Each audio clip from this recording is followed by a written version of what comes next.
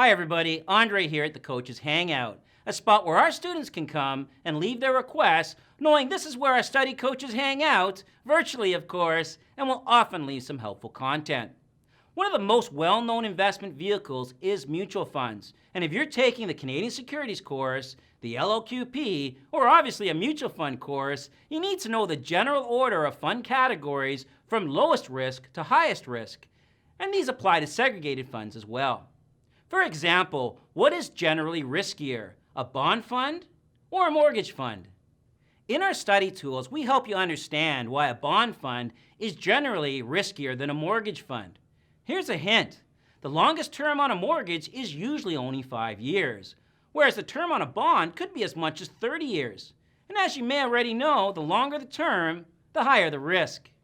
On an exam though, a memory aid will really come in handy for this concept. Let me tell you a story which will help you remember the general order.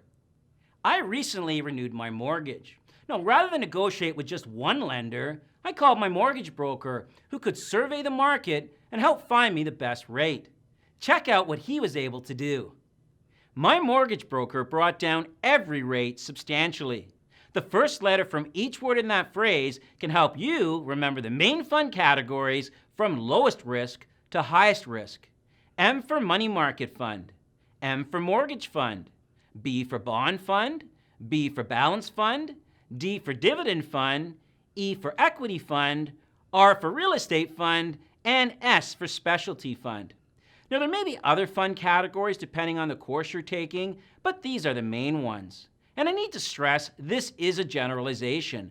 To truly assess the risk level of a fund, you or your advisor would have to do your due diligence and look closely at the fund's disclosure documents and consider the fund's investment objective, strategies used, holdings, etc. However, for exam purposes or even to jog a new advisor's memory, it can be very helpful. I came up with a memory aid something like this 30 years ago when I took the mutual fund course. Now, it's been tweaked over the years, and I don't need a memory aid anymore, but here is the really cool thing. I will never forget it.